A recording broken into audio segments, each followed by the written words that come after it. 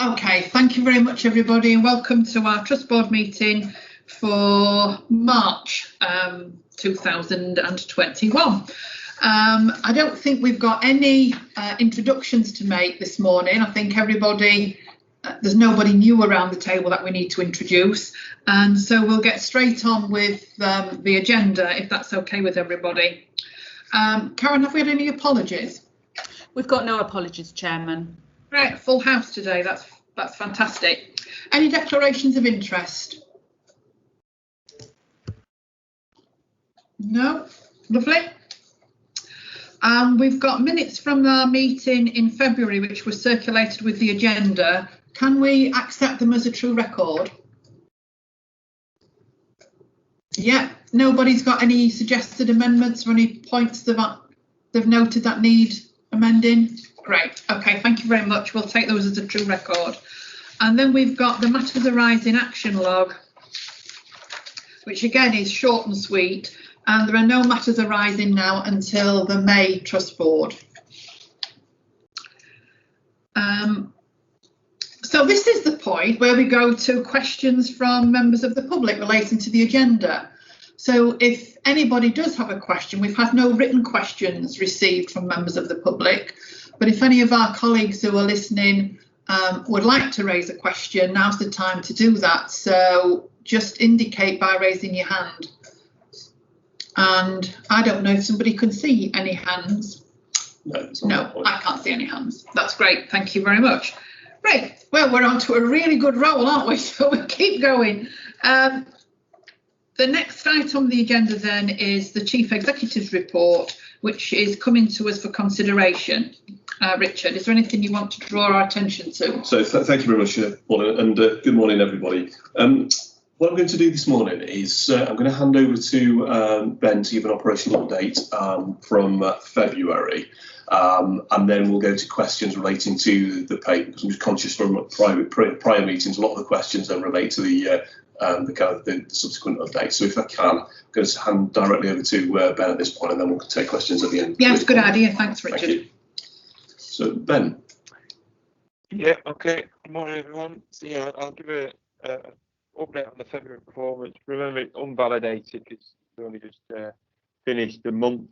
But really pleased to say we've bounced back really well, really strongly in February. Proud of how the teams have sort of reacted to coming out of the horrendous January we had around the activity and shortfall challenges we had around COVID abstraction. So a much stronger performance, which I'll come to at the end.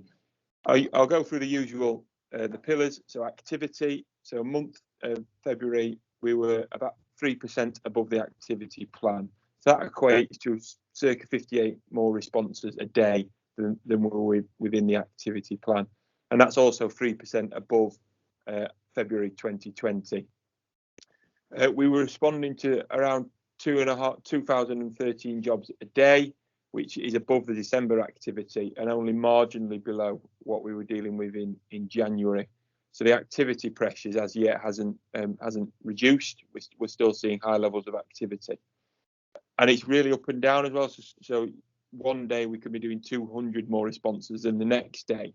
And particularly that's over a weekend, we're seeing our activity profile at the minute different to what traditionally we knew when weekends were really busy. But now the weeks are far busier than the weekends. As things change, as lockdown changes, we expect that probably to shift back again. But it's certainly a trend we're seeing at the moment. Thankfully, we're starting to see card 36, a pandemic protocol usage come down. In January, it was 13% of our activity went through card 36. In February, it was down to 11%. So we're starting to see less people present with COVID symptoms. And I mentioned there the profile of our work has shifted from weekends and also into more daytime hours as well. But one to watch that as we say, as things open up, whether that shifts back. Resource levels have picked up from January and early February, and mainly due to our abstraction to COVID is significantly reduced. So if you remember, I reported that at the peak in mid-January, we had 398 staff off due to COVID. Today we've got 137. and of that 137, circa 90 are the shielding staff. So we've got a much smaller group of staff now that are off on the day-to-day reasons for COVID, which you'd hope and you'd expect, because all our staff are now vaccinated, etc. You'd expect to start to see that come down. So all that meant that in February we put out around about 7,000 more DCA hours than we did in February 2020. So it's a good outturn in resourcing. Hospital delays in February, a very similar trend. We lost circa 2,800 fewer hours to turnaround than we did in February 2020. However, that's against a backdrop of around 11% fewer attendances, so 4,600 fewer attendances. So as I've said before, I'm not convinced that the reduction in hours is necessarily down to a process change. It's down to a combination of things, and one of those is that less people are going to the front door, which we've always wanted to achieve, and we've maintained that. And again, I think what we have seen lately in some of our acute, again, Leicestershire and Lincolnshire in particular, is we are having some bad days where, like we have in years gone by, and we're losing significant hours on 1 or 2 days. And we are talking to all the acutes about how we maintain this level as services reopen. So we know the hospitals have got to start their electives again. We know they've got to open their doors again, which have closed due to, well, not every closed, but they've closed a lot of services down due to COVID. All of those have got to start again at some point. We just need to be mindful that and we're linked in with them to ensure that we don't start to see an impact of that in hospital delays. Non-conveyance, again, positive in terms of compared to 2020, so a 7% reduction in conveyance in February 21, and of that only 51.5% of the patients were taken to an ED compared to 60%, and the other ones we transport are going to sort of like SDECs or urgent care centres rather than the front door of A&E, which is again a positive step. And again, we're continuing to work with the divisions and with the different systems around better access to SDECs, because that's key to future development. So all of that together led to the performance in February, unvalidated, but it won't be miles different, of 7 minutes 8 seconds on category 1 and 12 minutes 35 on the 90th, so delivered the 90th percentile. Category 2, 23 minutes 28 seconds, and the 90th 47 minutes and 9 seconds. And the Cat 3 mean 1 hour 6, and the 90th 2 hours 42. So just breaking that down a little further, so 3 of our divisions delivered C1 at national standards, and Northants delivered C2 at 90th, and all of them were close to C2 mean as well, and 90th. Much improved position from January, so 6.5 minutes better on the C2 mean and 14 minutes better on the 90th, and on the C3, where we see the big difference, an hour and a quarter better on the C3 90th than we were in January, and all the standards were better when you compare to February 2020, despite the increase in the activity that we saw. So I'll stop there, Chair, and happy to take any questions. Thank you very much, Ben. Right, I'll open it straight out to questions. Stuart, you've got your hand up, I believe. Yeah, thank you. Thanks, that's a good summary, Ben. Has there been any perceivable, or 2 questions, any perceivable change in the balance between C1, C2 versus other categories? Because that was a trend that was looking worrisome recently. Go on, that's the second one. Yeah. That one, the other one is my perennial one. Here we are in March, and I'm thinking of next winter, and I probably won't still. Well, indeed, I won't still be on the board by the time it happens. But I always ask at this time of year, the stuff that you said about hospital handover. I sense a little bit more seriousness in the system about considering this as a system issue than I have in previous years. But are there any specific things that might give some comfort to next winter not having to go through exactly the same loop again, or is it a little bit too early to ask that question? So I'll do the first one first, Stuart. So yes, we have the split of activities. We have seen our conversion to C2 come down in February. That's twofold, a bit through the Card 36, and also when we don't hold as many jobs, we don't escalate because we can respond to the C3s. So there's two factors in that. AMPDS trusts are still higher, I think, in conversion rates than Pathways Trust, but we have started to see our conversion rate come down, not to the levels we saw April, May, but we won't get back down to those. Too many things have changed with AMPDS to get back to those levels, but we are seeing them settle. And in terms of your second question, I don't know if Leon wants to come in as well, but I actually do hold some hope in some of the work they're doing around the SDEX and access to other pathways to mean that our staff aren't going to the front door of A&E all the time. I think we have to be mindful that we don't, instead of having one queue, we don't create multiple queues, and we don't lose sight of our staff when they are not at an A&E door. But I do hold hope that there'll be change in our access routes and referral routes over the next year to enable us to address some of the overcrowding of A&Es. Leon, I don't know if you want to come in on that point as well. Yeah, thanks, Ben. Chair, I didn't know if it was worthwhile spending literally 1 minute explaining SDEC and same-day emergency care, whether all the board were cited on it, Chair. No, go ahead. No, I don't think we all are, so that would be helpful. Yeah, I'm absolutely delighted that EMAS has been really involved in the system across the region and nationally in devising the access to same-day emergency care.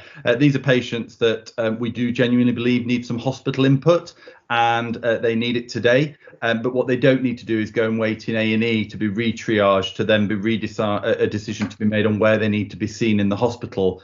And it gives pre-hospital clinicians direct access to the right clinic in the right bit of the hospital.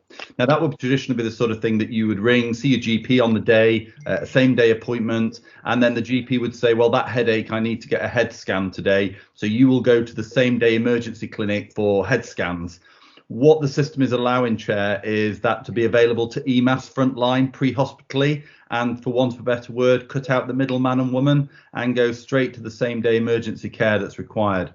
So when there's intense pressure on the system, to avoid ED and to avoid crowding in the front of that hospital at that same set of doors, it's allowing our paramedics and technicians to be trusted referrers into the hospital through three tools: the medical same day emergency care, surgical same-day emergency care, and gynecology same-day emergency care. And EMAS have been involved in setting the criteria for what types of conditions and severities that we can send into same-day emergency care. The patient has to be differentiated. We need to know which bit of the body or medical emergency needs dealing with. If the patient is still undifferentiated and complex, they can still go to ED, but it makes EMAS part of a system to resolve ED crowding and get patients directly to where they need to be seen on the day for emergencies, Chair. That's fantastic, Leon. Is that across the board, across all acutes? Yeah, it's been driven by NHS E&I Midlands. Chris Morrow-Frost is one of the sort of development leads there, and the regional medical director and chief ops officer has directed the trusts to open up these pathways. I think Ben will say we've had different engagement across the divisions, but Ben's allowed me to link in with the GMs to keep them updated on the clinical aspects of it. We're pooling any new information through the new Pathways group, which now sits underneath Clinical Governance Group, so that we've got a home for any new pathways. And we've obviously got the pathways leads in a number of the counties that are working on this. So it's not ubiquitous anywhere. There's some resistance at some trusts, from some consultants, from some specialisms, but it is very much a regional direction of travel and a national direction of travel to bring this sort of thing in. It's a fantastic step forward. Great. I've got a few people now waiting to come in.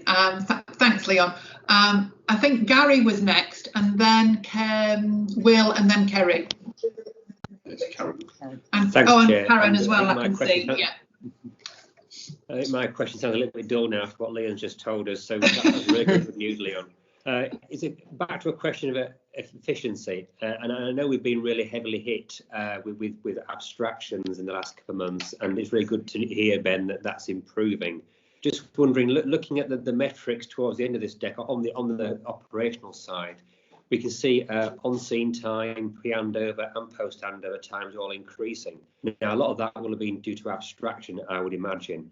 I'm just wondering what we're doing as an organisation to try and improve some of those metrics from an efficiency side, especially given that we know ICS will be looking at efficiency.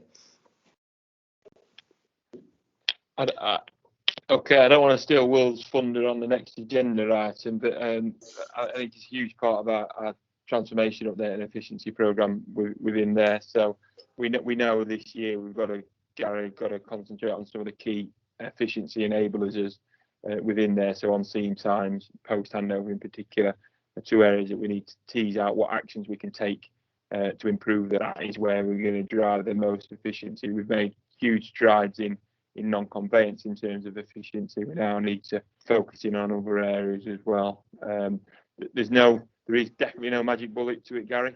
It's going to take some teasing out, but whether that's through best practice from other services, whether that's through changing some of the processes, whether that's automation of certain processes as well, they're all on the table, and we just need to quickly and work through them in a safe way to enable us to deliver that efficiency.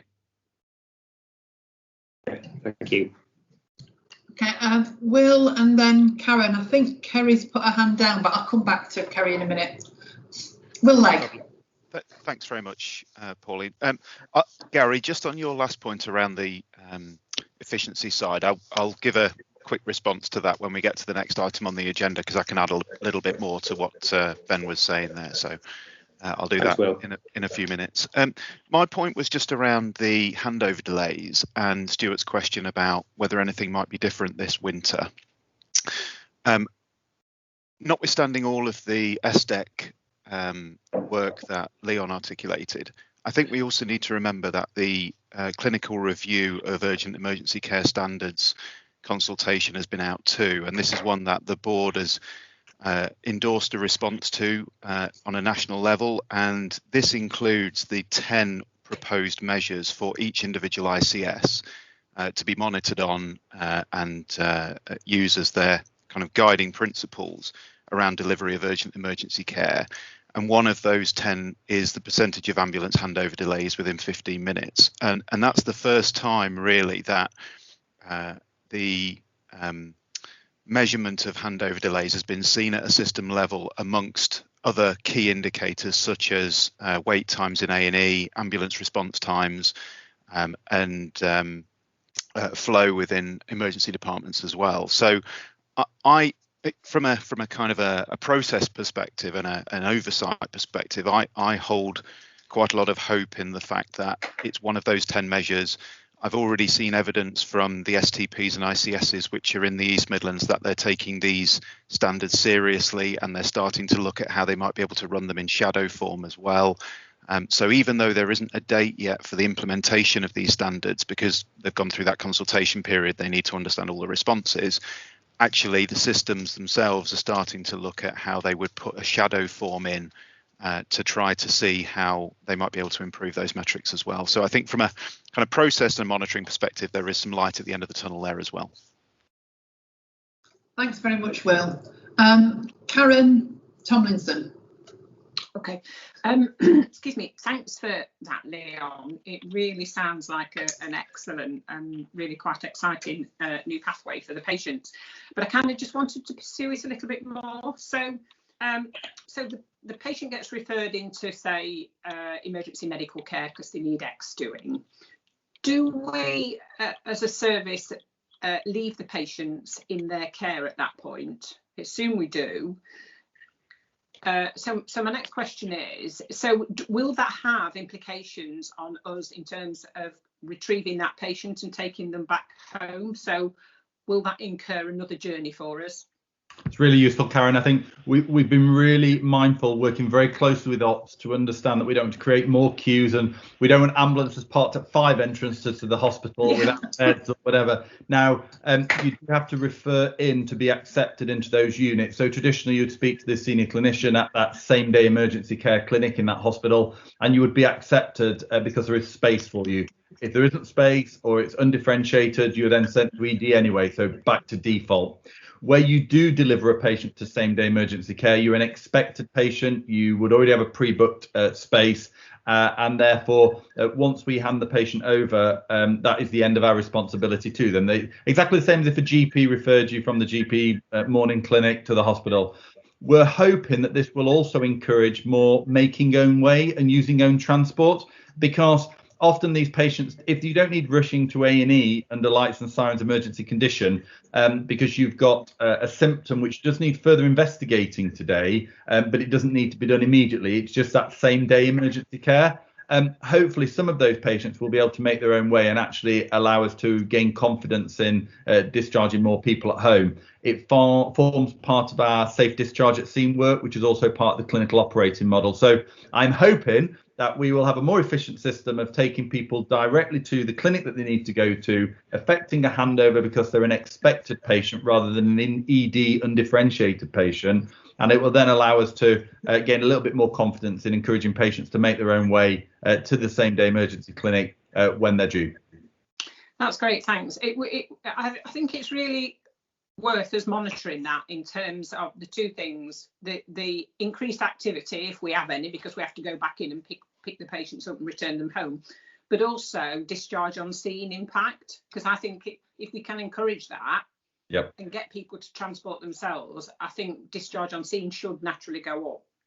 Agreed. And I think what we're talking about here is that EMAS are trusted clinicians to differentiate immediate clinical need from same day emergency need, and using the hospital to, we know that not every patient that we take to ED is rushed into resus for immediate drugs and treatment, and we know that a lot of patients can wait 3 or 4 hours for the right slot at the hospital, and we can monitor that through the safe discharge at scene work.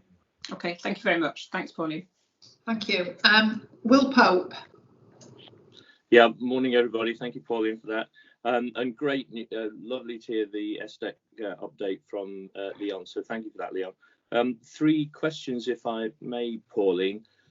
First of all, I wonder if I realise there'll be information that the team can't pass on, but I'm thinking of the SI referrals in Richard's report, and particularly the sepsis one, which was a possible sepsis. I wonder if we have an update on whether that now is an actual sepsis or not. That was all. I didn't want any further information at this stage. Second question is about the Upstein survival to discharge, and I realise we're looking at January here, but Leon will have noticed, I know, that has fallen by 50% from around about 20% to 10%, and I wondered if there was a trend there and if there was a reason for that, and if there was, what it was, if we know it, and indeed if there's anything we're doing about it. And then my third question is around PPE compliance, and I realise again, excuse me, we're looking at January here, and of course it's March now, and the team will have perhaps February information, draft information to hand as well. But the level 2 PPE compliance seems to, has fallen to 77.7%, and it looks like it's trending down month on month. There's 3 months going down now, and I wonder if perhaps Nicola might comment on that, what February looked like, and what we can do about that, what we are doing about it. Thanks, Pauline. Okay, thanks, Will. Shall I go straight? Yeah, did you want to come in first, Richard? No, if I could, please. Good. Nicola could answer questions 1 and 3, and then Leon for the second question around the Upstein. So if it's all right for Nicola to pick up the first 2 questions, please. Nicola, you know when you do the compliance one, I've got a question around that. You might as well do them both together. And that was whether or not you've identified any link between PPE non-compliance and the outbreaks that we've had. So if you could pick that up as well in your response to Will. Thank you. Sure, thank you. So in terms of the possible sepsis SI, yes, that patient did have sepsis and required care on intensive care unit. So that was a definite missed sepsis and is still going through the investigation process at the moment. Whilst I'm at it, shall I just update on where we are with SIs as of today? Because it has changed a little bit since then as well, before I move on to PPE compliance. So we have actually reported 4 SIs now in February. None of them are related. There's no recurring themes. So we are just keeping an eye on those. You'll remember that we haven't actually reported any SIs. I think in the report it says since December. It was actually since November. We had nil in December and January. So that does bring the year-to-date total to 39 reported, 5 downgraded, so 34 in total, compared to 52 for the same period last year. So definitely less than the previous year. And we've discussed before that that's predominantly in relation to the fact that we haven't reported lots of delayed response SIs this year as we did last year. In terms of PPE compliance, I anticipated that question, so I got the team to run off February data for me yesterday morning. You'll be pleased to hear that there's been improvement across all 3 of those in the February data. And although it was a shorter month, we've actually done the same number of observations, so that's positive. We're doing more and more observations every month, so that'll hopefully help with validity. In terms of hand hygiene, that's gone up from 97 to 100% in February. Social distancing has gone up from 90% to 94%. And level 2 PPE, which was at 77, which was very concerning, is now 84.35% for February. So still not quite where we would like it to be, but a definite upward trend. And I think that's been due to a number of factors. We've done a lot of comms centrally, supported by Mel and the team. You'll be aware that I think I reported at the last Trust Board that we were about to go in and do a Facebook Live session dedicated to infection prevention and control. And I think that did have a positive impact. And I have to say the local management teams have been really key in this and have done a lot of local reinforcement of the comms, being out and about and present and compassionately challenging. And we did an article in the last e-news which was around, we want you to challenge because you care about each other and we care about you. So trying to sort of promote that, you can challenge in a nice way, but it's really important that you do challenge. And in terms of your question, Pauline, is there a link between PPE non-compliance and outbreaks? The numbers that we're looking at are small, but I think we can certainly say that where there has been lower compliance, there have been greater numbers of outbreaks, although I think we need to put that in the backdrop of the pattern that we've seen of our outbreaks has been where we're seeing outbreaks is where there's high rates of community transmission. So where we've had counties that have been higher than the national average, that's where we've tended to see our clusters and outbreaks, and they've moved around our patch in line with changes to those background levels. But I do think, we can't say that PPE compliance is not a factor. I think it absolutely is. And I think that's shown by where we've managed to increase the compliance. We've brought our outbreaks under control really, really swiftly. So there is a definite linkage there. Thank you very much. Leon. Yeah, well, thank you for affording me the opportunity to talk about cardiac arrest. I'll take any opportunity. Yeah, the Utstein arrest, we've mentioned before, in a month, it's a very small number of cases. It's 20 or 30. It's a very small denominator. So small fluctuations make a difference. So we encourage everyone to look at the sort of quarter or the 3-month figures. I agree with you. The Utstein survival to discharge, these are patients who were shocking. These are patients that are very workable arrest, and we would wish to get these people back home and discharged. If you look at 2 lines above, the ROSC of Utstein has been maintained around about 40%. We did see a slight dip in December and January, but over the year, we've maintained a 40% ROSC, which is getting the heart going again at scene. It's the survival to discharge that started to drop off. And this is in line with what we're seeing nationally. And indeed, London produced a research paper about 3 months ago looking specifically at cardiac arrest outcomes during COVID. And London saw some very poor outcomes from cardiac arrest. I've asked our clinical audit and research unit to undertake a comparative study exactly the same as the London one, using a lot of their data to see how EMAS aligns to the decrease in outcomes for patients during COVID with cardiac arrest. I know that across all the ambulance trusts, their research units are doing the same. Something has happened during COVID which has given poor outcomes in cardiac arrest. at the time that I am constantly driving for better outcomes for cardiac arrest. And but this is what we're seeing nationally. We need to understand it. I've already asked for the research paper to be done, and we'll have some comparative data that I'll present in due course to QGC to try and answer some of your questions, but I don't have them now. Thanks very much, Leon. I've got a few people now waiting to come in. VJ, then Paminda, and then Gary. Thank you, Pauline. So my question has largely been answered by Nicola in terms of the COVID outbreaks. So I was interested now to know what is the latest number we are looking at. Thank you, VJ. Yeah. Can you pick? I can, yeah. So it's still actually 10, although it's a different 10. So we've had some that have closed and have moved out of being in an outbreak status, but we've had a couple of new areas that have moved into being outbreak status. However, as at yesterday, it was 6 days since the last positive case. And the outbreaks that we're seeing now are involving really small numbers. So an outbreak is defined as 2 or more people who have met in time and place during the infective period, and a number of the outbreaks that we're monitoring at the moment, which are in an area where there is high community transmission, so it's in our Nottinghamshire division, are involving 2 or 3 people, so much smaller numbers, and we do seem to be getting them under control much quicker. So as it stands at the moment, we have 6 outbreaks that are RAG rated as green. So that means that basically they've gone beyond 15 days since a positive. 1 that's amber, which means it's between 11 and 14 days since they had a positive case. And we've got 3 that are red, which are between 1 and 10 days since the last positive. And as I say, it's 6 days since the last positive in any one of those. But it's something that we're monitoring on a day-to-day basis, and it is a moving feast.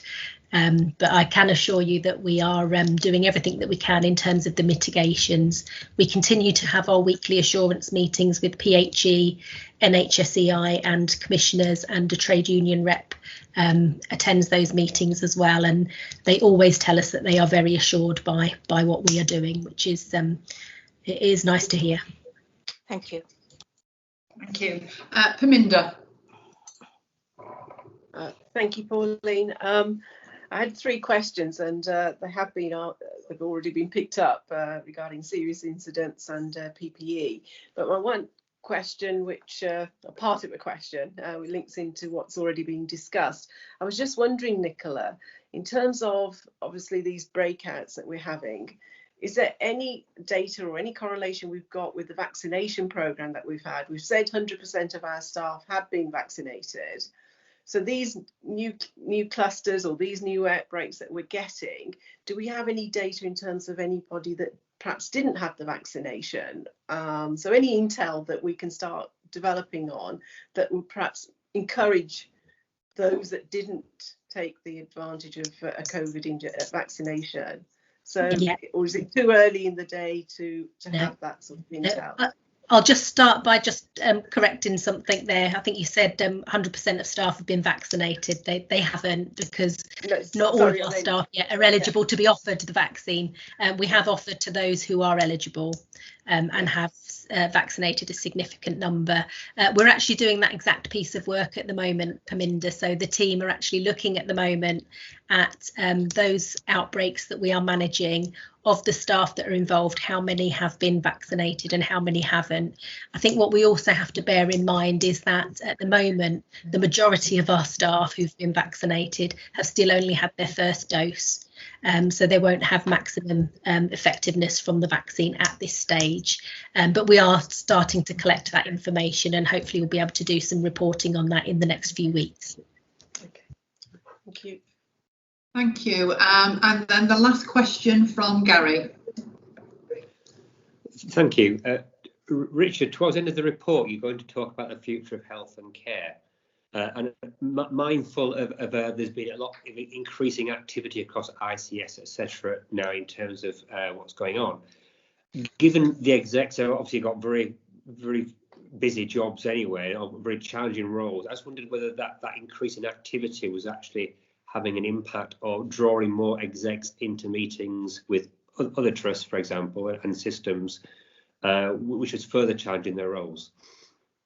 Yeah, thanks, Gary. So the short answer to that one is yes, it is absolutely taking a lot of people into new meetings, new environments, new discussions. Conscious we've got a part of the board development discussion today. We're going to be talking around some of the sort of proposed legislative changes and sort of thinking from an EMAS perspective. So happy to go into a lot more detail at that point. But what I can do is give assurance at this point that we're heavily involved and engaged with the system, and that's at a local, regional and national level indeed. And many colleagues are contributing to the development of documentation and feedback, which is helping address some of the national policy, which is really good, and I think a great opportunity for ambulance. And for those who have heard me speak on this item before, I think this is a fantastic opportunity for the ambulance sector, and this is on a scale of something we haven't seen for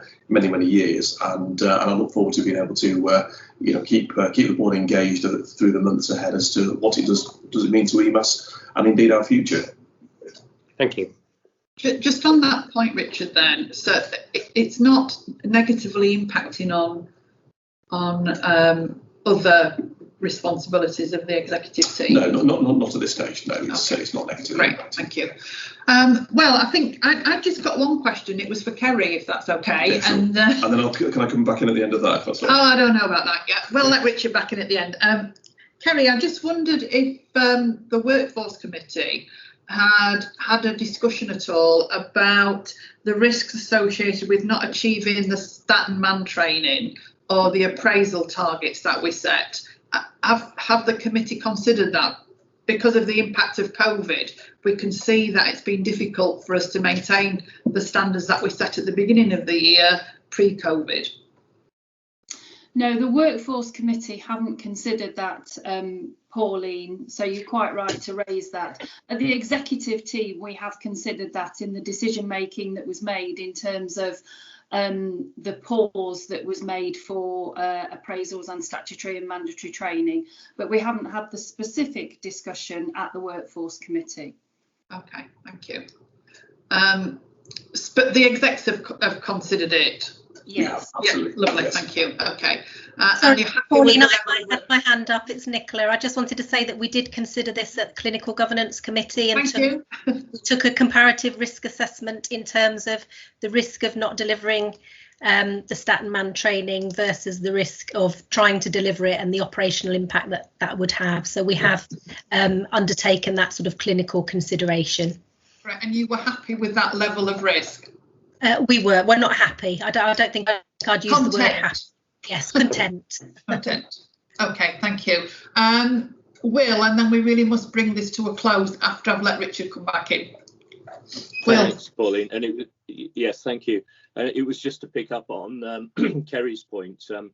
Kerry, I think that although we didn't specifically consider risk, we did very specifically consider the data and what it told us, and we asked for Workforce Committee did ask for a trajectory back to compliance, if you see what I mean. So, Pauline, I think I can absolutely assure you it wasn't ignored by Workforce Committee. It definitely was considered. I didn't think it was ignored. I just wanted to get it on record that there'd been a discussion about it and that the level of risk was understood and acknowledged. Do you both want to come back, Kerry and VJ, and then I really must hand over to Richard? So on Will's point, yeah, Will's absolutely right. And we had a further discussion at executive team yesterday about the target for statutory and mandatory training and appraisal for the year 21-22, as asked of us by the Workforce Committee. And we have agreed a target that now needs to be looked at in terms of what is the trajectory to get to that target. It is a lower target than what we've aspired to achieve in previous years, for good reason, given the position we're currently in. So we will be taking that back to the Workforce Committee to ensure that Will and colleagues see the trajectory to get there and the principles behind it. Thank you very much. Thanks. Richard, BJ put a hand down. Oh, okay, right. Thank you very much, and thank you very much for all of the questions. I think on reflection, has been helpful taking it this way, so that we can obviously get the operational update and then go straight into questions. The one thing I would like to just, however, reflect upon is this is obviously the last board meeting of the year, and given that we've been in the sort of the highest level of escalation and response for a sustained period of time, I just wanted to sort of put on record my thanks, recognition, appreciation, and admiration to everybody involved. This has been a whole team effort for such a sustained, extended period of time, and my thoughts and recognition go out to the whole of the organisation, and that's from everybody who has been involved in direct patient care, for those who've been working in non-emergency roles, that work in the EOCs, and also all of those colleagues who've been working in enabling and support services, who without their support and assistance we wouldn't have been able to do what we've done. And many people have worked in very different ways for such a sustained period of time. People have changed their job roles at a moment's notice, and that is, that's been such a phenomenal team effort, and I think from an EMAS perspective that hasn't gone unrecognised, and certainly externally people have really valued the way the organisation has been able to respond to the crisis, and I think it's clearly, when you sort of bring into the reality of where we are today, we've started getting into the conversations about the future, and I think it just demonstrates that nothing ever stops, and for many people, many of the senior leaders involved in the conversations today, as we're kind of moving away slowly from the response to COVID, but having to then respond to the new mask and the emerging landscape around us. So I think it's just a recognition of what everybody's doing in such trying and testing circumstances. I just wanted to say a huge thank you to the whole of the organisation for what they've done. Thanks, Pauline. Here, Richard, on behalf of the whole of the board, we want to acknowledge the contribution of everybody. The other thing that I've asked Richard to do is to consider how we can say thank you, how we can acknowledge our appreciation to all our colleagues, and I know him and the executive team have been considering what we might be able to do to recognise the contribution and thank everybody. Just to quickly summarise then, we had a really good report from Ben, which celebrated really the bounce back that we've made and our colleagues have made in February, which is brilliant. We've seen an improvement across the board in terms of performance, resourcing is much stronger. We've seen an improvement in PPE compliance, which is great. It was fantastic to hear about this new acronym, what's it, SDEC, which is a new one for me, but what a fantastic opportunity for patients to improve services. That's a really great leap forward, and we know we're going to hear a little bit more, I think, in the next agenda item about what we're going to do to look at our broader improvement around efficiencies next year. So shall we move straight on then and go to Will Legg, who will introduce the transformation programme update. And again, we'll assume that we've read it and just draw out any key points for colleagues. Thank you. Wonderful. Thanks very much, Pauline. And I'm sure colleagues have had time to read the report, so I'm not going to go through it line by line. I'm sure you'd be glad to know. I think what's really clear is that, as you've just articulated, we're starting to think about our future. We're starting to think about the key improvements that we need to continue making in the organisation and drive forward. And obviously, we set this transformation programme up in the context of learning from the first wave of the pandemic. We also knew there was some must-do actions for us as an organisation, which we've tried to kind of embed into this transformation programme. And notwithstanding the progress that's been made against all of these areas of transformation so far, we also have that efficiency piece to work on as an organisation as well. And we are absolutely not blind to that. And we've seen the trends of some of the core operational metrics over the last couple of years. And we know we've got work to do in terms of our efficiencies specifically. So one of the key things which we've been talking about as an executive team literally yesterday, hence it's not written in the paper yet, is around having a tabletop review amongst execs of our key priority areas of focus for 21-22. That will cover the strategic objectives that we've already agreed as a board. It will cover the transformation program content, but it'll also look at our efficiency plan as well, because there are cross-cutting themes which sit across all of those areas, none of which are out with our big three: respond, develop and collaborate. They're absolutely aligned, but it's more about making sure that we've got the right focus, the right energy going into the right areas for the maximum benefit of patients and our organisation. So looking at the efficiency side, Will, I know you raised the question around the efficiency. Sorry, Gary raised the question around efficiencies. Specifically, abstractions, on-scene time, post-handover, and some of our corporate services as well fall into that discussion.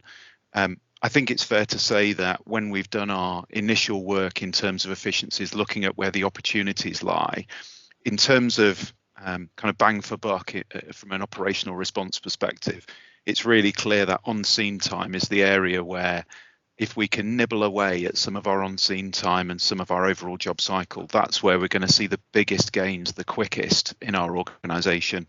That's not to take anything away from post-handover and from abstractions, because obviously the more staff that we are able to provide on the front line through not being abstracted, obviously the more care we're able to deliver. So they're all really important, but there's specific areas of focus that we're going to be building into the plan as we go forward.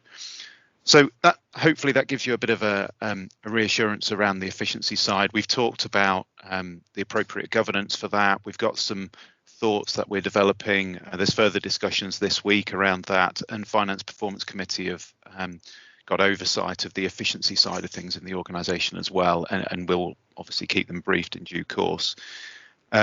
I think, Pauline, probably the easiest thing for me to do is to pause there. Happy to take any questions on the content of the transformation paper or anything around efficiency in the way that I've just described. Obviously, each of these four areas have SROs as well. So depending on how detailed the questions are, it may be an SRO question, it may be one for me. Okay. More than happy to take any questions. Thank you very much, Will. I've got a couple of hands up. Gary first and then Will. Thanks, Will. There's a point in the paper around the hospital handover collaborative. Well, we appreciate, I mean, we've been in very unusual times, and I know that all the hospitals have been challenged in ways they haven't been previously, but I was still a bit disappointed to read there was no progress in there. I wonder if you could just reassure us that behind the scenes there is some progress, even if it's not kind of evident in the paper.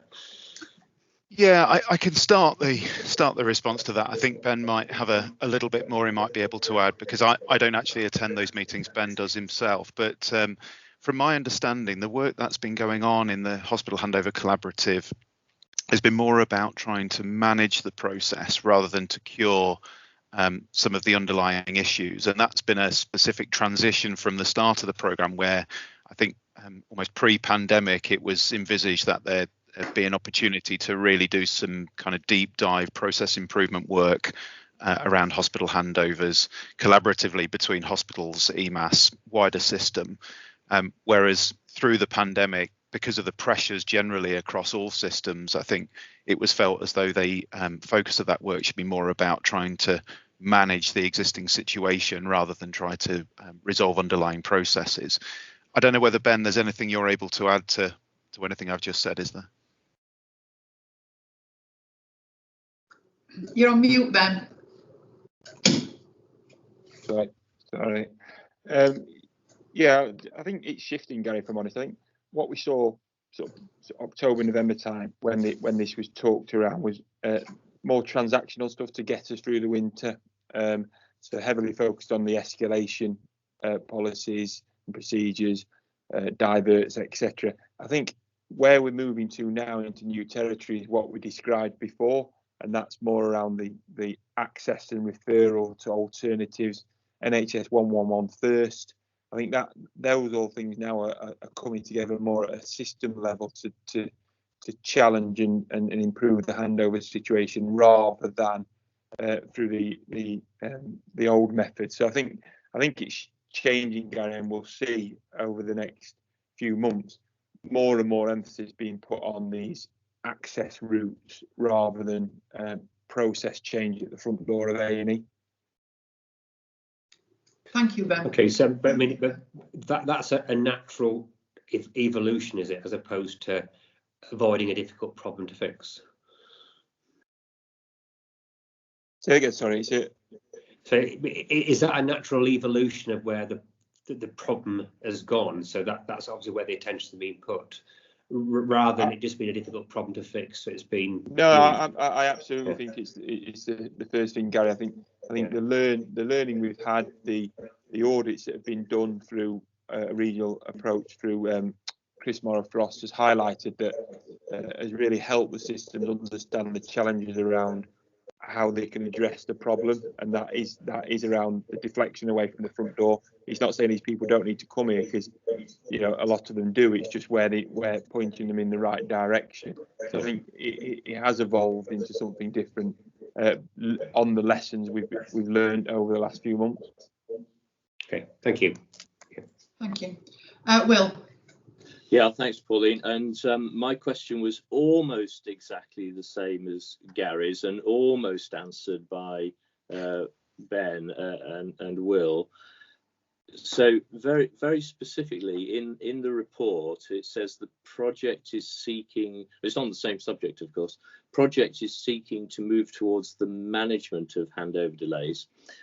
I think then my follow-up question is, does that mean that we're projecting to live with handover delays? In other words, to have them always and manage them? Or does it mean we're planning to manage them out or manage them down? I suppose I'm just interested in the wording there, because you could interpret move towards the management of handover delays as a sort of acceptance that there they are and we'll have to live with them. And I just wondered what the mindset was around that choice of wording. So it's definitely the latter, Will.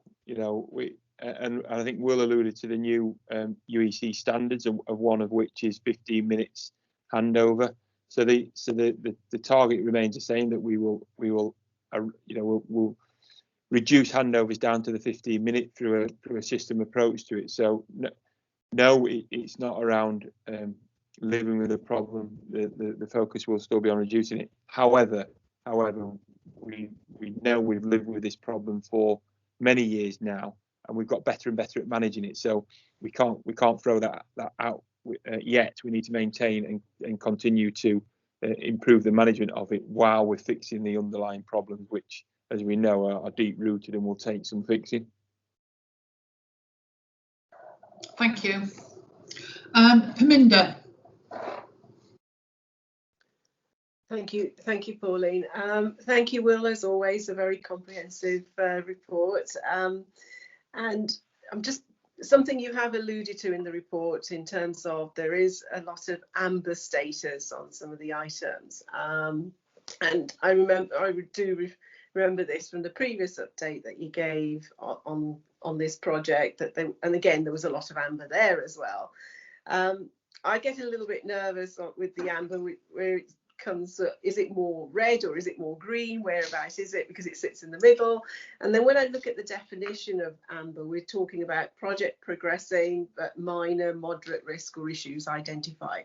But when I read some of the narrative on the summary against some of those amber items, and then look at the date of completion, there seems to be quite more than a moderate risk on some of those. So my question is really, Will, are we, those amber items and those dates of completion, if you were, are we going to achieve those, or do we really need to review in terms of delivery and actual, actual implementation? Because some of those are big ticket items with a fairly significant risk of achieving those completion dates.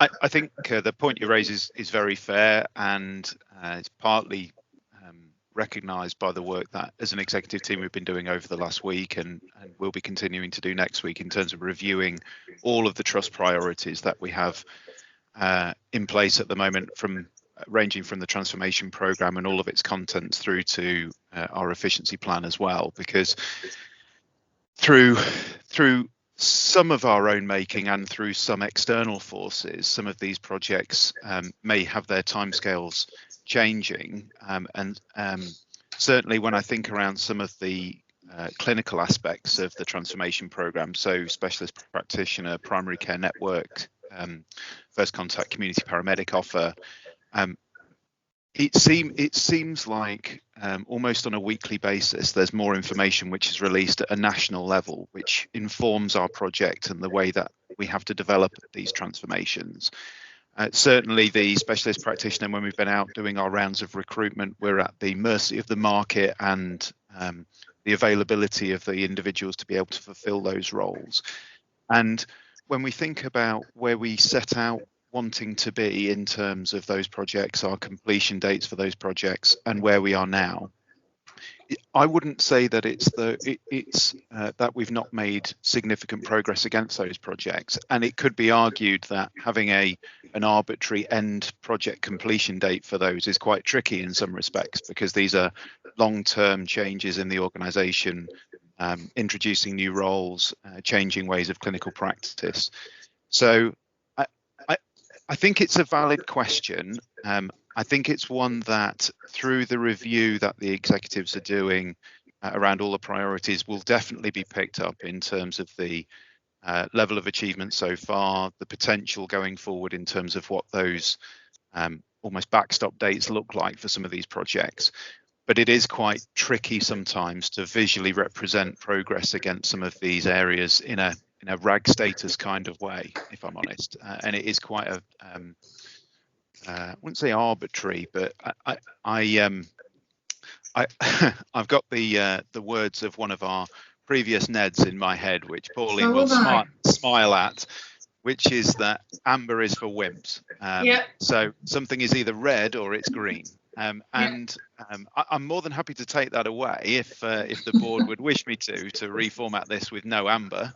But I think I'd probably request that we do that politely after the executives have done their review of the plan.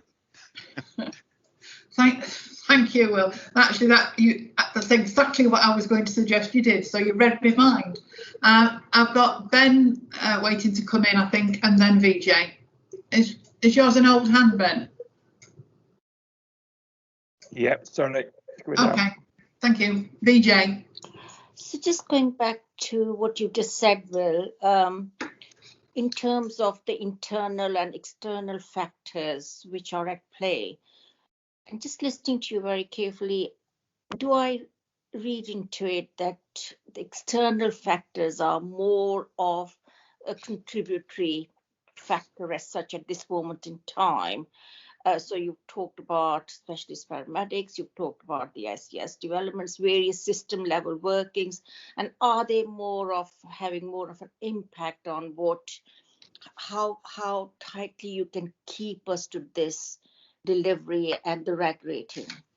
And do we take sufficiently account of them in this narrative? So yes, is the short answer to that. I think it's fair to say that if you picked up another ambulance services transformation plan and looked at the twists and turns over these kinds of projects, you would see very similar challenges as we're seeing here. And through the national strategy and policy setting and the national updates, I think it's probably fair to say that they're learning at the same rate as we're learning around some of these areas as well. So Leon and I, for example, last week were on a national development session talking about the primary care network clinical offer, so the first contact community paramedics, and there's still a lot of unanswered questions there. So when we initially set that particular transformation up, we had to work with the information we had at that time. We've evolved that project internally based on the information that comes through, and we continue to evolve it. So when you set a specific timescale, when you first create these projects, it's inevitable in certain respects that when national directions change or when national asks change, that there's a review process that takes place against these. So yes, absolutely impacting.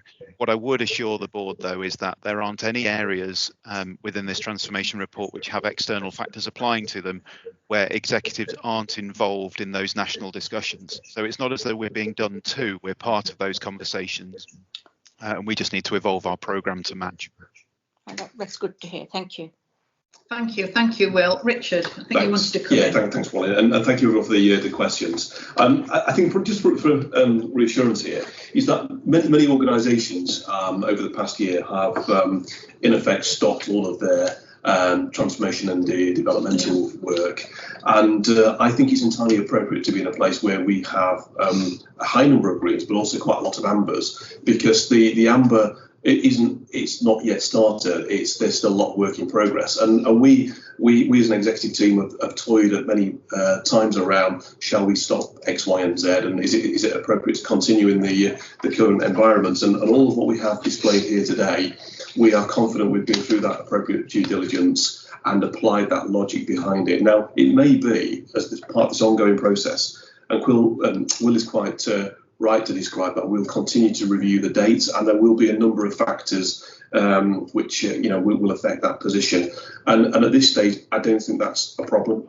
There is nothing on here with a current RAG rating which is causing us any delivery or transformation concern. But as part of this regular cycle, we'll keep the board updated of that. Thanks, Richard. I was going to make a very similar point that actually we need to remember that we've been running this transformation programme during the time of a pandemic, and many other organisations have paused theirs, and a lot of the work we've seen with the Northern Alliance Ambulance Board, we've taken decisions to pause transformation work because of the competing pressures with COVID. One of the things I would suggest, though, to the executive team is that you don't need to be tied to this project plan in the way that you're doing it. If I absolutely agree, amber is for wimps. Things are either green or the red in my book as well. But I know that some people would feel uncomfortable with that. But it's perfectly, in my view, it's perfectly acceptable when things come along and swipe you that you review the date. Yeah. So, if it's not possible to achieve a date that you set as April because there's been a national pandemic, there's nothing wrong with going back and looking at that and saying, actually, we're going to move that to September because of competing priorities. And I think that would help assure the board as well that if during the review you change the dates and in the report just gave an explanation about why the dates had changed. Yeah, that might be a way forward. Thanks, Pauline. Okay, so we're asked to receive the report for assurance. We've had a good discussion about it, and there's some great work that's progressed during the year, but still more to do. So thank you very much, everybody. We'll move now on to the financial report,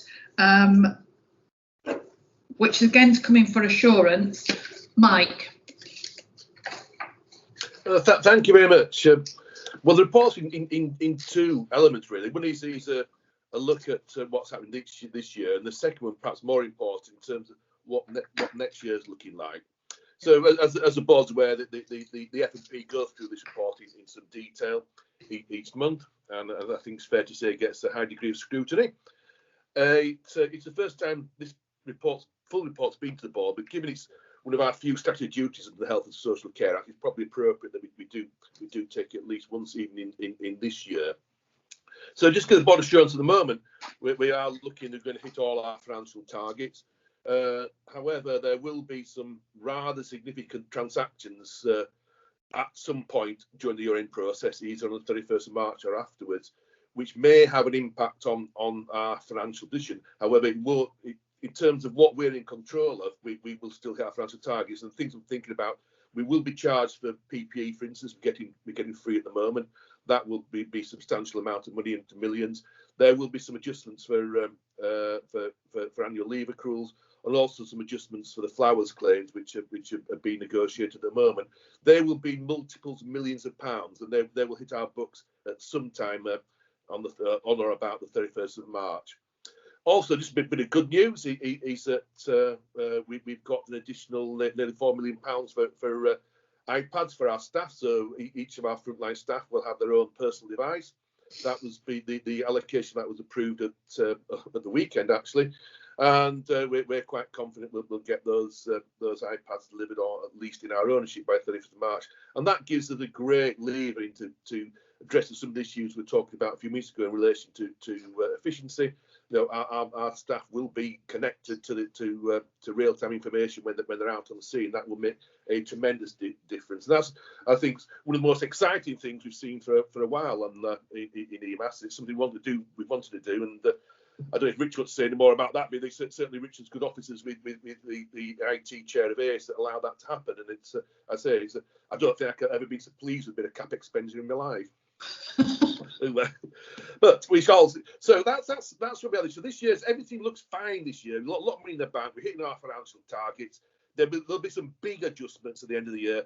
They will go. The impact of those we don't know. We're making the assumption we get the cover for it. The way it's looking at the moment, we may more than get the cover, so it may actually push ourselves out in terms of further underspending. That's a strong possibility. I'll stop there and just anything of this year. And I think next year's probably a bit. I'd like to spend a little bit of time anyway, because that perhaps the one that's got a bit more risk to us at the moment, and there's certainly more uncertainty.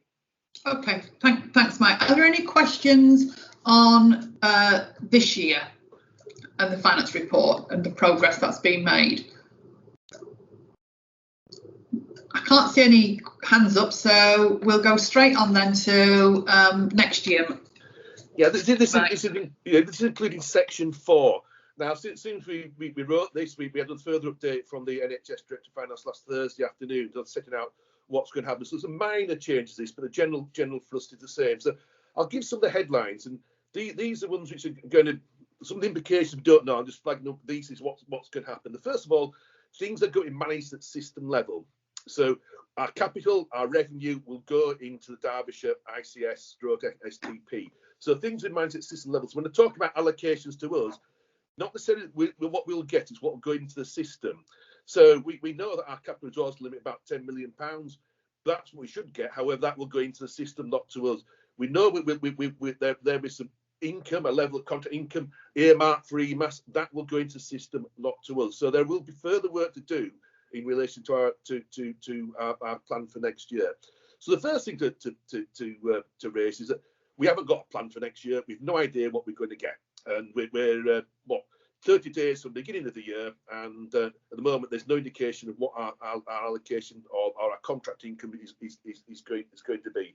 Now, this is due to things at a national level. There's the ongoing negotiation between the Treasury and Department of Health in terms of a settlement, and what it's looking like is a two-tier settlement. There will be 2 parts to next year.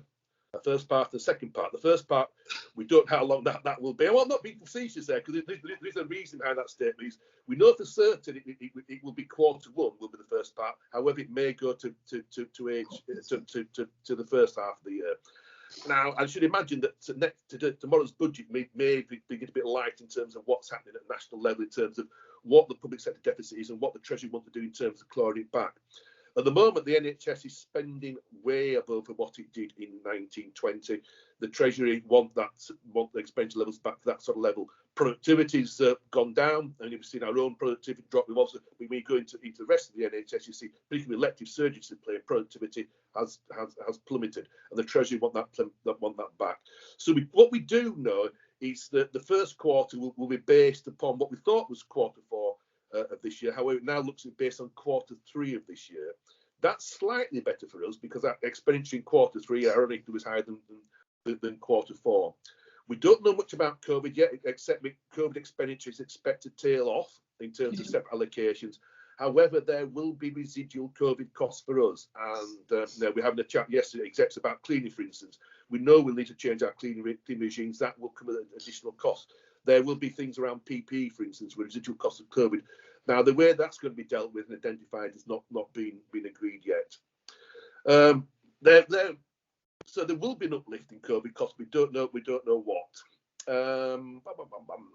So those are probably, in terms of the changes to what I put in there, those are probably the biggest one. We're still expecting some guidance in March. So March has started, we haven't seen it yet. We're still expecting something in March. So what our standing order says is that the Trust Board needs to approve a budget before the beginning of the financial year, or technically nobody in the Trust can spend any money.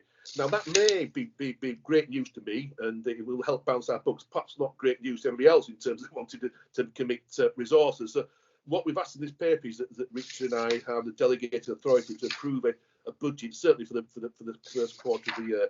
Now, Kelly may have, you want to perhaps some discussion about that, Chairman, and perhaps Richard and I have reached ourselves in that, but we could come to at the end when it comes to the paper. But we need a way of actually getting that budget agreed. Otherwise, technically, any expenditure is ultra vires. So, in summary, we know we will get enough. If quarter three into quarter one will be sufficient for our needs. What we don't know is what's going to happen either in quarter two, whether quarter two is the same as quarter one, and at what point in the year will our income drop and hence start moving towards the NHS financial recovery mode, in that the NHS is spending above its means and the Treasury want to get it back in line as best they can. So I shall stop there, and that's at the moment all we can say is what we think we know, and all these, every time it's been announced to us, the caveat comes, it may very well change, be agile, and agile seems to be the word for the financial regime coming for this forthcoming year. Thank you very much, Mike. And I think we need to remember we were in a similar position this time last year, weren't we? That's true. I remember it well. So it seems a bit of deja vu. I've got a couple of people wanting to come in. First, Will, and then Karen. Will Pope, sorry. Thanks, Paul. Yes, thanks, Pauline. And I don't know whether this helps or not, but taking into account the context that Mike has explained and the risks and mitigations in his paper, I'm very happy to propose that the board delegate the responsibility for a budget setting for Q1 to Richard and to Mike, if that's helpful, Pauline. Thank you, Will. Karen?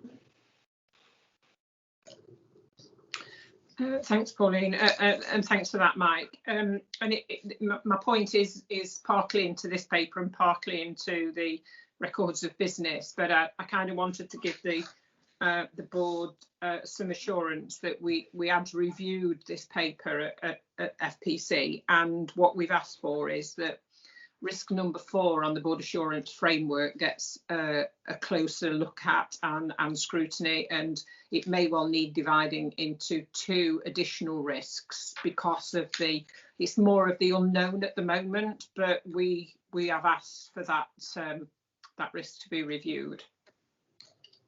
Okay, thank you, Karen. We'll have a look at that when we get to the BAF at the end of the agenda, if that's okay. Yeah. That's Thank you. Any other questions or comments for Mike? Stuart?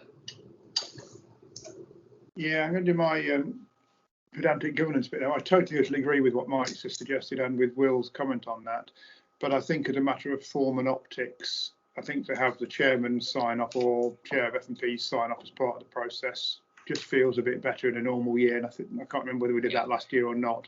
That's not meant to push against the direction of travel, but that's just an observation.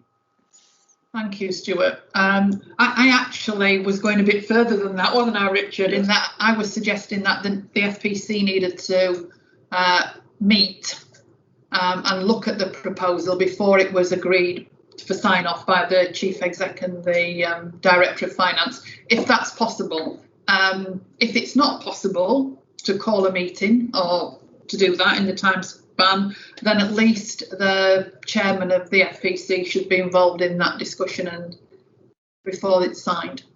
Karen? Pauline, I was going to say that either way I'd be content with, but because of the Teams meeting, I think it would be quite easy even if there was just a skeleton of the FPC members there. To call a meeting. Yes, I think we would expect to have that extraordinary meeting. Okay, thank you.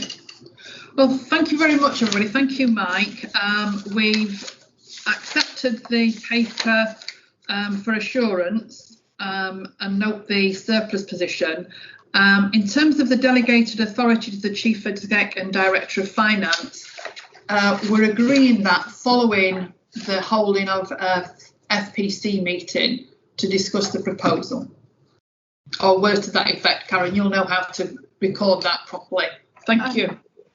Sorry, Chairman, can I just clarify? Are we leaving the delegated authority with the Chair and Chief Exec subject to there being a Finance and Performance Committee meeting to inform their decision, or are you're not delegating authority to Finance and Performance Committee? No, either way around. That's the way you stated first. Yeah, that's fine. Yeah, okay. Karen, sorry, just to, I think you said delegated to Chair and Chief Exec. The request is Chief Exec and Director of Finance. Apologies. Yeah. Thank you. Yeah.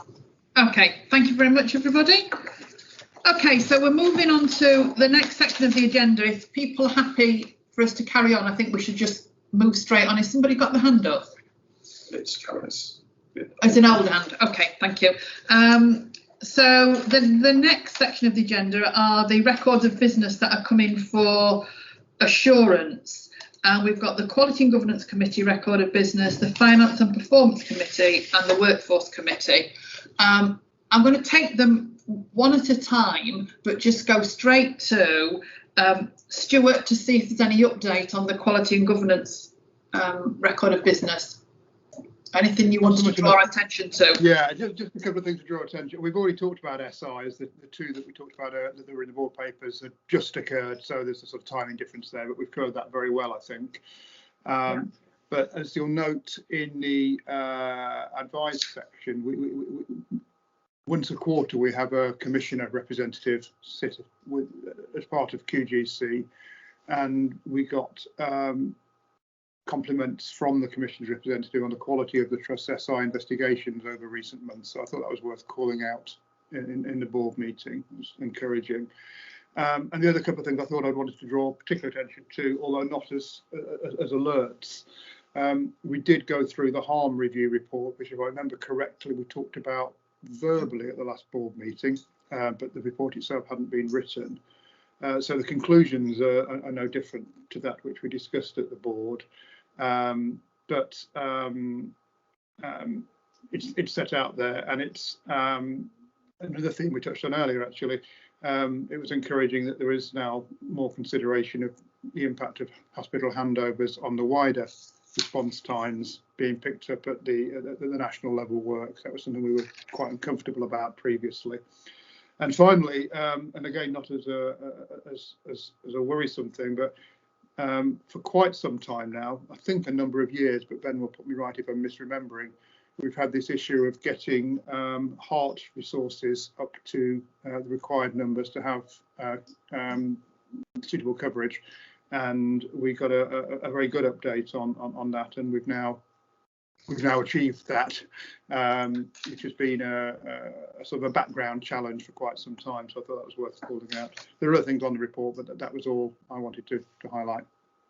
Thank you very much, Stuart. And we note the recommended adjustment to the risk 7 in the BAF in terms of an additional level of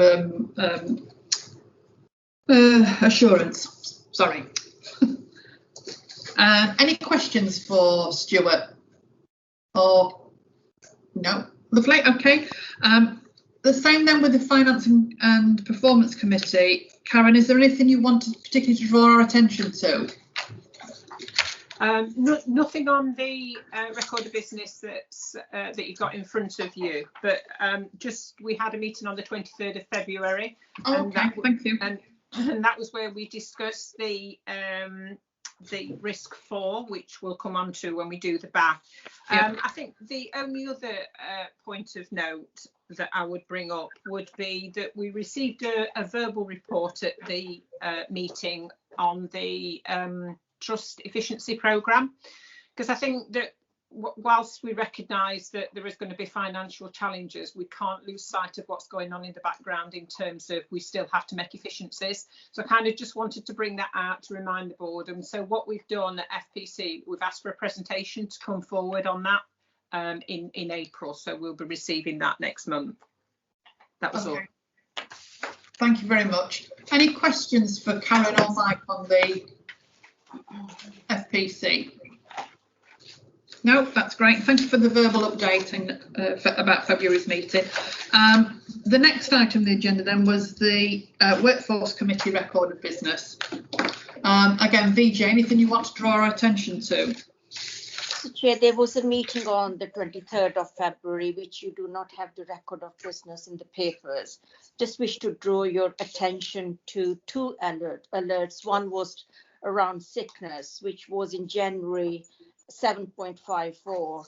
However, the unvalidated figures for February are 5.57, and then we noted various actions which are being undertaken by the management to address the issue of sickness.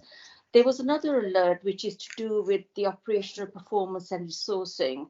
There was a good bit of discussion around the impact of the continuing increasing demand and the lack of growth in the workforce numbers, and therefore impacting on our ability to deliver the ARP standards for 21-22. So the committee requested that information on activity growth and resource growth for next year be included in the outline plan, and it will be presented to the meeting, the next meeting. Also, the BAF assurance framework, no doubt we'll come to that item.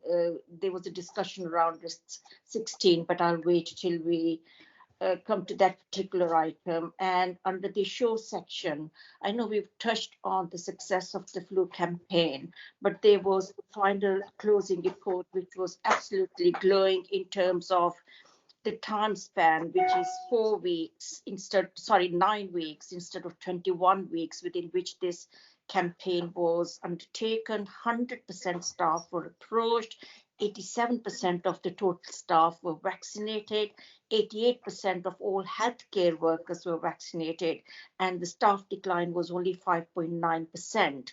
And this is against the backdrop of when we were in the middle of the pandemic. So they did extremely well.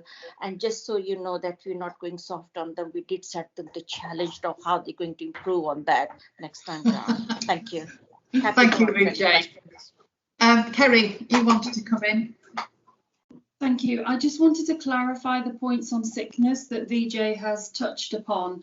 The 5.57 figure that VJ quoted for February is actually the unvalidated position for year to date, not the month of February. But I think just to say really that the committee really talked quite a bit about sickness absence in the meeting and recognised the significant challenges that the Trust were operating under that were impacting sickness absence. But actually, we also looked at, in looking at the information, what was also clear was that whilst our sickness is high at the moment, when you take out the numbers of people who have a notifiable disease, i.e. COVID, actually, if it wasn't for that, our sickness would be lower than the same period last year. So I think it's worth bearing that in mind in terms of a little bit of context around the sickness figures. Thank you, Kerry. That was really helpful, that comment about the impact of COVID on the sickness levels. Thank you. Any questions for VJ or Kerry? No, thank you for that verbal update. Much appreciated. The next next item on the agenda then is the governance section, and first the governance report, which is coming for approval. Karen, do you want to draw our attention to anything? Thank you, Chair. There are just two items in this report, as you can see. One relates to delegating authority to the Audit Committee in relation to approving the annual report and accounts, which the board's done over the last sort of 2 or 3 years at least. So relatively straightforward point there, but obviously happy to answer any questions on that. And then the second point relates to the our contribution to NHS Resolution, the risk pooling schemes, which in effect are our insurance policies. And you'll note that there is a significant increase on the clinical negligence side of that, as there has been in recent years. And there are a number of factors for that. It'll be the makeup of the organisation, because things like increased ambulance journeys will increase the contribution. Also headcount, staff headcount features. But one of the big things which has impacted on that figure for all trusts is the changes that were made a few years ago in terms of the way that courts calculate settlement figures when it comes to claims, and that's caused a significant increase in the contributions that trusts have to pay. There is an indication in the documentation that we've had from NHS Resolution that those additional costs will be accounted for in the annual settlement that each trust gets each year, their annual contract, and that certainly was the case in recent years. We did receive this additional funding, but that's all I wanted to say. Thank you, Chairman, but happy to answer any questions. Thank you, Karen. Just on that point about the additional funding, will that go into the system, Mike? Will it go to the Derbyshire ICS, or will it come straight to the trust? Or do we not know? Unfortunately, all of it goes into the system. But Karen's right. This is identified as an additional cost which should be recognised in the contract uplift. And so the money we get for whatever the first part of the year is will be uplifted for CNST. When it comes to negotiations for the second part, it will be an inflationary increase. It'll go into the pot. It will go to system, not to us. It'll all be part of our overall negotiations. But Karen's perfect right. It's been indicated that it should be recognised and an uplift should be made. But indicating it should be recognised, us getting it, because obviously there's a time difference between them. But that'd be absolutely correct. We should be getting it. Thank you very much, Mike. Any questions for Karen? Okay, so are we happy to agree that we should continue with the NHS Resolution risk pooling scheme? Don't think we really have a choice, but yeah. Okay, thank you. And delegating authority to the audit committee to approve the annual accounts and an annual report. Yeah. Yes. Okay, great. Thank you. Thanks, Karen. And then last but not least on the agenda is the board assurance framework. Karen. Thank you, Chairman. As you know, you get this report every month and it's reviewed before it comes to the board. There are two items that aren't incorporated into the report just due to timing, and those have already been mentioned. They were the risks that were considered by the Workforce Committee and the Finance and Performance Committee at their recent meetings, which took place after the board papers went out.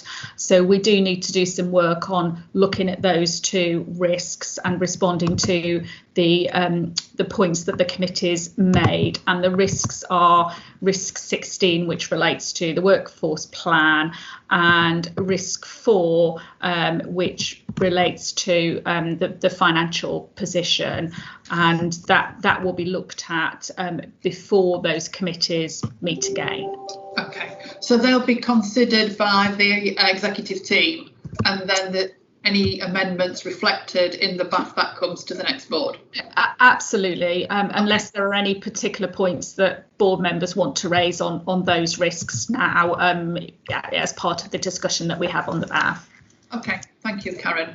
I've got a few hands up then, so I think Leon was first, and then Kerry, and is that it? It's Gary. And Gary.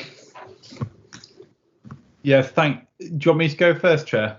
Yes, please, yeah. Brilliant. Just apologies, really. BAF risk 2, which is the access of the ambulance service to pathways affecting non-conveyance. The papers were due out just while I was on leave, and then I was on driver training last week. And we've obviously made huge steps forward now in access to pathways and access to the hospital and non-conveyance. So I've asked the pathways leads in Derbyshire and Nottinghamshire to provide a comprehensive update for that BAF risk, and I'll make sure it's included in the last paper. So I just value a chat with Karen about how we rescore those and maybe even close some of these BAF risks when we've made such progress on them. But presumably, Karen, we bring something to the board next month. Karen, do you want to come back? No, other than to say that more than happy to talk to Leon about that, and we can incorporate those changes into the next version of the BAF, whether that goes to one of the committees or the board, depending on timing. Thanks, Chair. And then I've lost track now. Kerry and Vijay. Gary. Thank you, Chair. Karen, happy to take your advice on this, but in relation to risk 16, the challenge we really considered at the Workforce Committee was whether the wording and the risk score was accurate, but concluded that actually for this financial year it was appropriate to leave as is, but we do need to consider that risk for the new financial year and the new workforce plan for year 21-22 relative to the Trust financial position, which, as we know, it is unclear at this stage, and therefore how that risk should be worded and scored for the new BAF for the new financial year.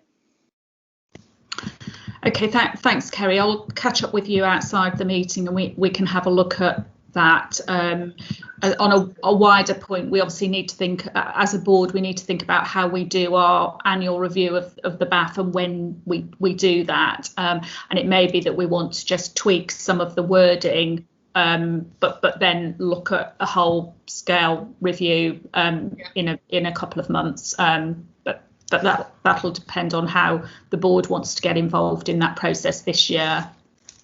Yeah, thanks, Kerry. I think, sorry, Kerry. Karen, I think you're right. I think probably April time we might have a board session on reviewing the BAF this year, even if we have to do, well, we will have to do it by teams, but I think we're used to working with teams now, but I think April would be a good time to do that. Okay. Gary. I just wanted to give further clarity around risk 4, because there are two parts to risk 4, and it was summarised as about a risk of the financial position. Now, one part of the risk is about delivering financial targets, which we've got no concerns about Mike and team being able to deliver to the financial target as set, whatever that target becomes. But the other part of the risk is about it's insufficient funding to meet demand, and that's where our challenge came in. And that's where the bit we're probably focusing on more, just for the explanation. Okay, thank you. Okay, Will. Thank you, Pauline. It was only just a quick one. And Gary's latter point also plays into that workforce issue that was raised that Kerry will discuss with Karen, because with resources and anyway, I think that's thanks, Gary, for making that point. Very linked, those two. Thank you very much. So thank you very much, everybody, for those discussions and those updates on the BAF. So with that in mind, are the board content to take assurance from the BAF? Yep. Okay. Lovely. Thank you. I think that brings us to the end of our public board meeting, or our meeting in public, should I say. And we'll close the meeting now. Log off from this call. We're going to take a break, and I believe that the the confidential trust board meeting will commence at 11 o'clock. So take a break, stretch your legs, get a cup of coffee, and rejoin on the different link at 11 o'clock for the confidential section. Thank you, everybody.